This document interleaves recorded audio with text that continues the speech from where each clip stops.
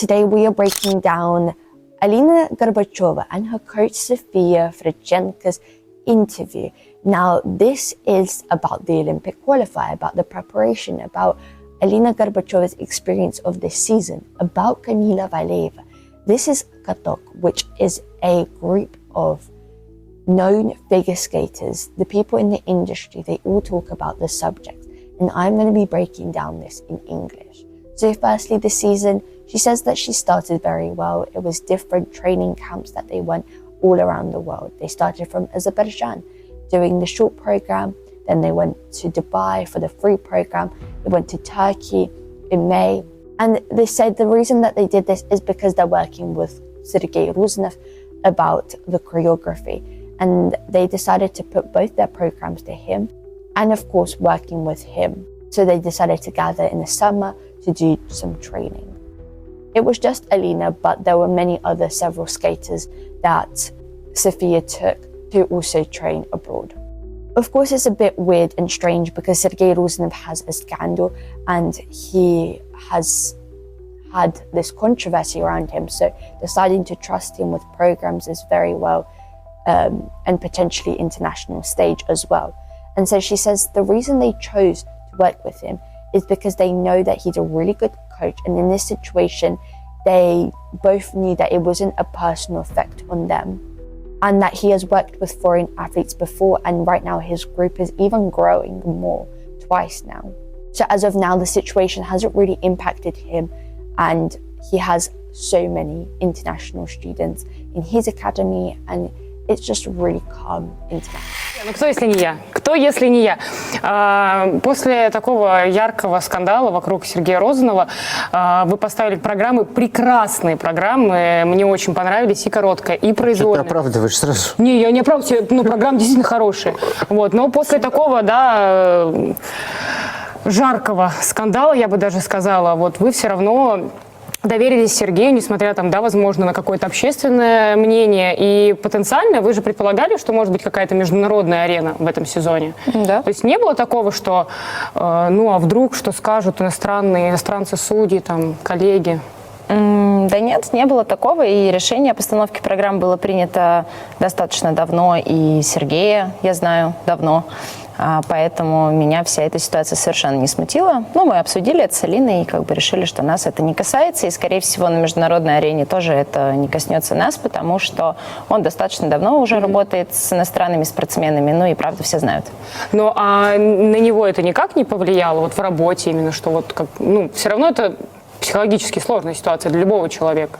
Я могу рассуждать только с позиции того, что я видела, сколько спортсменов было в прошлом году в группе. В этом году в его группе в 2 раза больше европейских спортсменов, поэтому думаю, что вряд ли это как-то на них повлияло. Там все тихо, спокойно, а здесь покричали. In the summer, Alena Gorbacheva suffered a severe injury.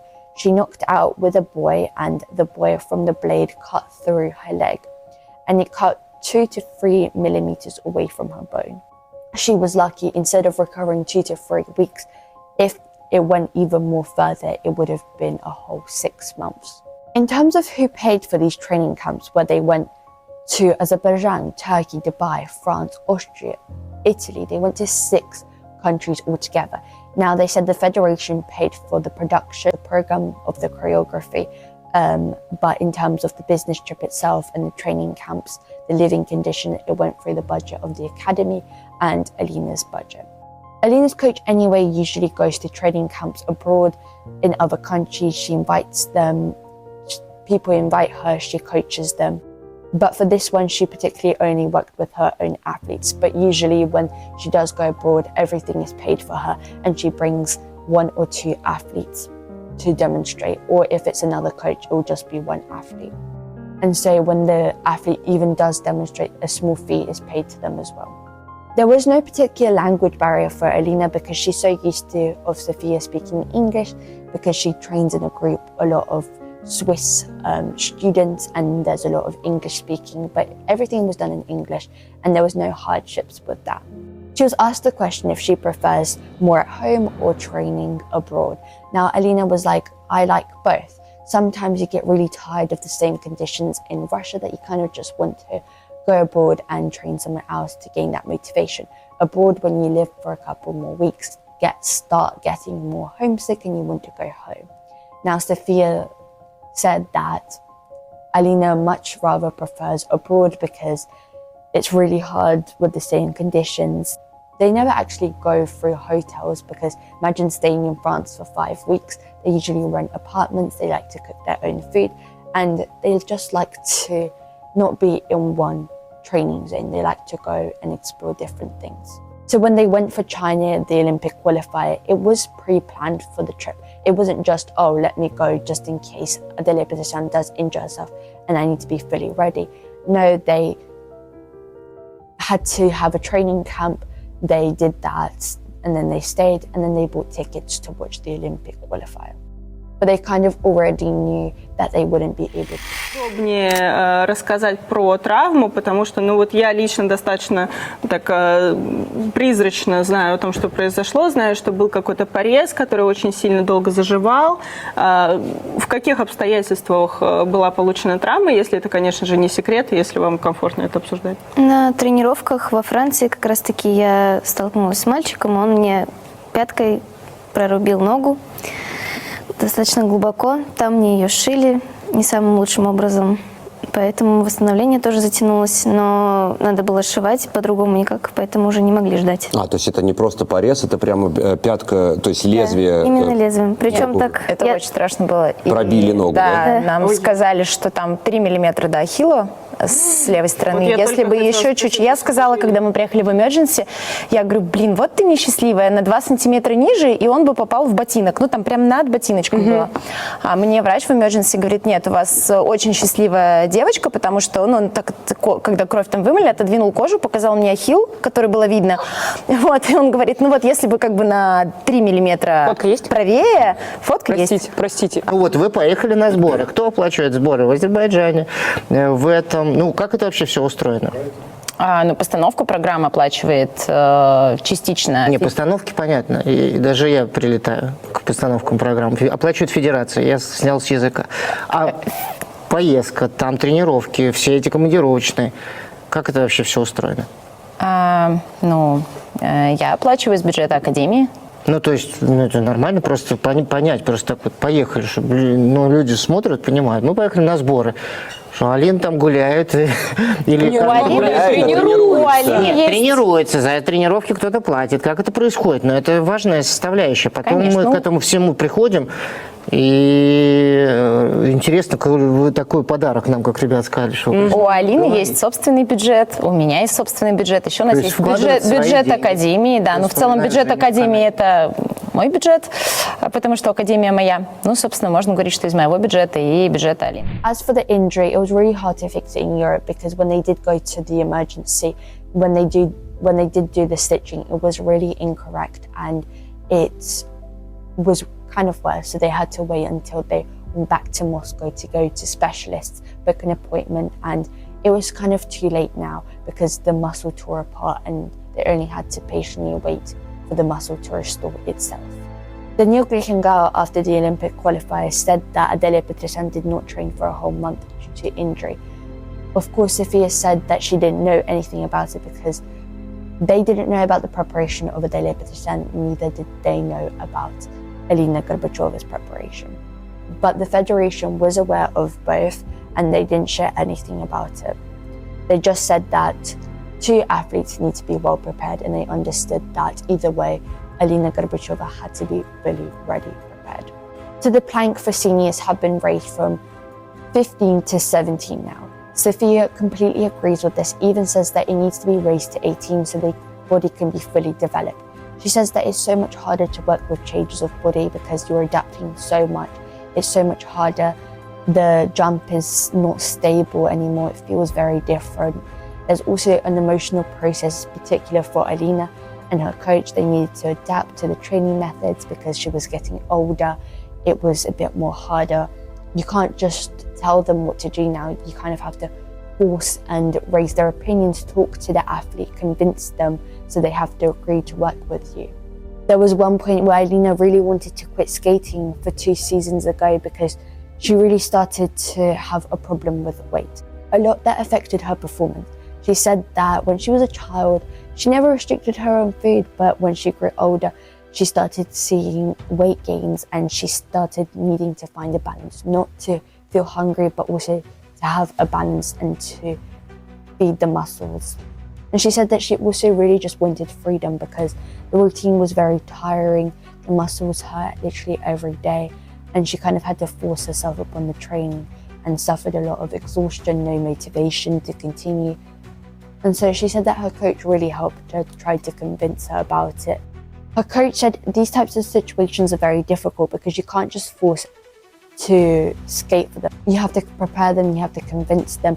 She said that Alena Gorbacheva came out with a proposition that she could only do 30 minutes twice a day, and that's it. In that period, it was easier to say yes to the 30 minutes a day, twice a day. But of course they were a bit shocked. They were like, what's going on? But it's easier than losing the skater completely. And so it started out with 30 minutes. Then it went into 40 minutes and then it went to normal trainings. The coaches are particularly good specialists when they understand when the athlete is really tired or when they just feel unmotivated or couldn't be bothered to do it. And so they have to kind of motivate them and force them.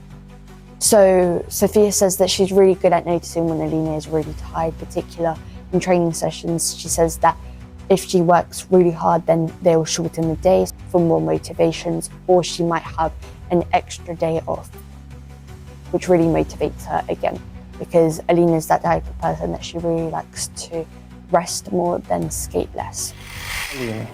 Ревность внутри группы, между спортсменами. Что бы ты сделала и продолжала бы как тренер делать всю ставку на своего лидера и понимая, что, допустим, ее может раздражать вообще, что твое внимание еще на кого-то уходит, и все равно тогда сфокусироваться, или важнее не слышать спортсменов в данной ситуации, а наоборот делать мощнее группу, чтобы конкуренция всех выталкивала? Очень интересный вопрос. У меня, слава богу, есть такая чудесная возможность сейчас. Я могу тренировать Алину одну, отдельно на льду, и могу тренировать ее внутри группы. А сейчас у нас в группе, в которой катается Алина, катаются спортсмены 2012 и 2013 года рождения. Да, это тоже девочки, которые прыгают все 3-3, они учат четверные, кто-то их даже делает, там какие-то успешные попытки. То есть, в принципе, по уровню я не могу сказать, что у них он сильно разный. Но по как раз-таки работе и отношению к тренировке это очень разное, мое отношение к ним. И сейчас стало сложнее. Мне проще вот ее отдельно тренировать, группу отдельно. Когда она росла, в принципе, все спортсмены были ее возраста, и тогда не могу сказать, что я выделяла Алину, потому что тогда нечего было выделять. Они просто все тренировались, она работала больше всех и хотела больше всех. Поэтому у нее получился лучший результат, чем у других спортсменок. Плюс у меня были иностранки, у них не было прямой конкуренции. То есть были все равно дети, которые не в прямой конкуренции. Но были и москвички, они в итоге, естественно, все ушли в тот момент, когда у нее появились первые большие успехи, она попала в сборную России, тогда все дружно решили поменять клубы, потому что считали, что я занимаюсь больше с ней. И, возможно, это так и было. Но в следующей группе, которую сейчас мы ведем, я очень четко с тренерами обозначила позицию, что мы никого не выделяем.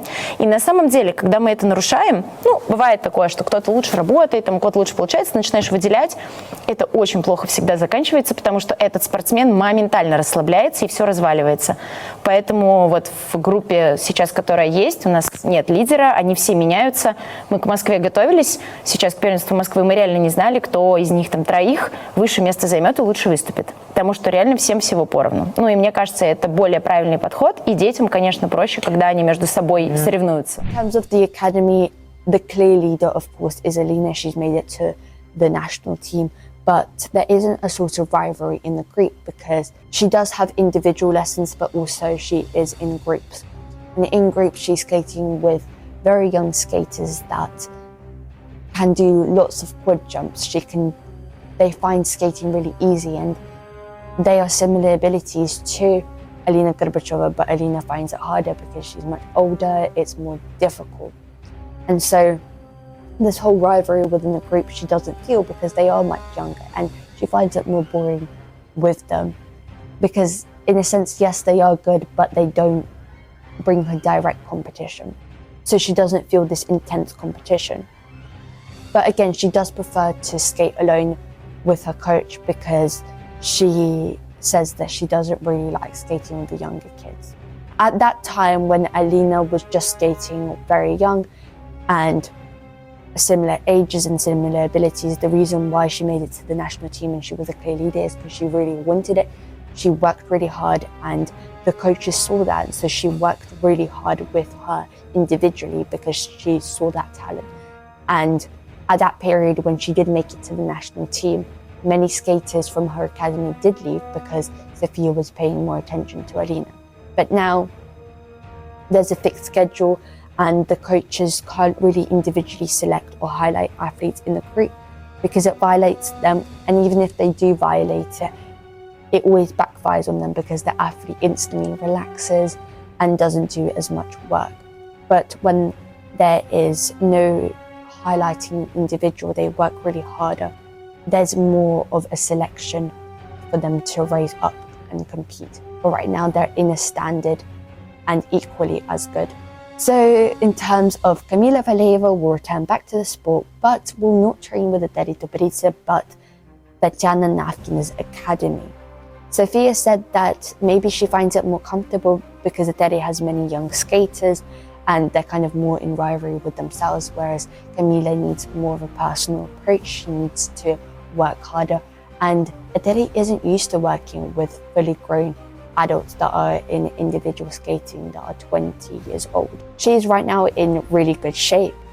Book says that he really hopes that Kamila will return and finish off her career properly, trying to be as competitive as possible and not just a PR move to have an one-off season like Trusova. He says that she needs to really prove herself and to finish her story on a high note and not leave it just with her tragic story in the past. He doesn't want her to give up on her disqualification. But being from the absence of the sport and working your way up will just be so phenomenal and it will break history. Now she's training with Svetlana Sokolovskaya and she has a lot of responsibility after Etere Dobrice. There's a record that athletes don't do as well, like Alexandra Trusova and Evgenia Medvedeva, that have all left Etere Dobrice and haven't found the success. Sofia said that if she was in a similar situation, she would not feel afraid, but would actually be really interested to work with and to see what you could do. Now, it's a theoretical answer, but if Kamila Valieva did come and train with Sofia, would Alina be happy training with such a skater? And Alina said yes, she would be really happy because she'd be really interested on this rivalry. She said that she doesn't like skating with smaller kids, but in terms of having similar ages to her and direct competition would be really interesting and very motivating. Sofia said that it would totally be her decision whether she would accept such a skater of that level or not. Wouldn't ask any other skaters. But the only thing that she would ask Alina is if Kamila did come, if they would train, if she would prefer training on different groups or training together, in which Alina would prefer training together. So as of now, if she did have the option to take a skater of that level, she'll probably decline because of course there's a lot of responsibility and there's certain levels that you have to meet. The conditions need to be the right thing. And as of now, she doesn't have that because she has lots of masterclasses. She has a lot of travel time and she can take Alina with her to travel with her and to coach her, but taking more than one athlete can be very expensive. It's either you have to just stay in Moscow and that's it, with having such a level of skating. Вопрос, наверное, к тренеру. Вот Светлана Соколовская на себя берет такую ответственность. Да, там после Этери Георгиевны Тутберидзе Камила выходит в свою новую спортивную карьеру под началом Светланы Соколовской. Это хорошая новость для Светланы или все-таки это такая огромная ответственность, что как будто бы ее поздравить или пожалеть нужно, как думаете? Я не могу сказать за Светлану, но я могу сказать за себя, что если бы у меня была похожая ситуация, то мне было бы интересно попробовать. Поэтому я бы, скорее всего, мало думала о последствиях, потому что мне было бы интересно сделать работу. Но все карты на стол. Я всегда готова взять спортсмена, вот если я понимаю, что я могу ему что-то дать. Если я буду понимать, что я этому спортсмену дать не могу... Ты Алина, и тебе просит Камила. И ты знаешь, что Алина не обрадуется. Да нет, почему? Мне Было кажется, Алина бы интересно, обрадовалась. Да. Обрадовалась? Алина бы Ты обрадовалась. только что просто рассказывала, что ты хочешь быть одна. Она чуть-чуть неправильно объяснила. Она не любит, когда маленькие девочки Да. рядом прыгают миллион четверных, и им это легко сейчас, а ей уже не так вы бы легко. поговорили Это предварительно. мне просто не Ты нравится бы эта посоветовалась бы с ней, например? Или ты сказала, это вообще тебя не касается, и это мое дело. Я тебя тренирую Я отдельно. тренирую, это мое решение. Я бы задала ей только один вопрос, готова ли она кататься с ней в одной группе, потому что я могу разделить по группам. Вот. А брать, не брать, но это было бы мое решение. Точно я бы не стала советоваться с спортсменами. Но рискнули бы, попробовали? Не знаю. Ну, Это интересно было бы. такого уровня спортсмена? Вот конкретно в той ситуации, которая у меня есть сейчас, точно нет. Потому что для этого нужны определенные тренировочные условия и ответственность. А у меня сейчас такая, в общем-то, интересная достаточно жизнь, мастер-классы, поездки туда-сюда. То есть, если ты берешь спортсмена высокого уровня, ты в любом случае отвечаешь за очень высокий результат. When they were younger, Alina lived with her coach for a period of time, and they've developed this mother and daughter relationship. And it was really hard for Alina to differentiate the motherhood compared to the coach, because Sophia was really nice, really supportive at home with Alina. Like whenever she cries, she would feel sorry for her and would give her as much support. But when they are coaching, she's very harsh on her, strict on her, because that's what a coach needs. Then there's differentiation, which Alina found really hard. So for 3 years, they had to coach at a distance, because with other coaches, Alina would be able to complete the workloads, would be able to do even more. But as soon as Sophia would coach her, she'd go back to being the little girl and not wanting to do it. And so after that, it only was recently that Sergei Ruznov spoke with Alina, saying that, look, this is the difference. This is your coach. You have to treat her as a coach and not a mother. And so the dynamics have changed. She's grown up a little bit. She understands more about it, and she doesn't treat her as a mother-daughter in coaching. She does more of the professional field. But Alina has grown up so much. She is quite restoring her quads, her triples. She's looking forward for the season. She can't wait to compete against Kamila Valieva and see what will happen. She's really interested about what will happen this season. I really hope you guys enjoyed this interview breakdown. If you did, please give it a like, subscribe, comment down below, and I will see you in my next video.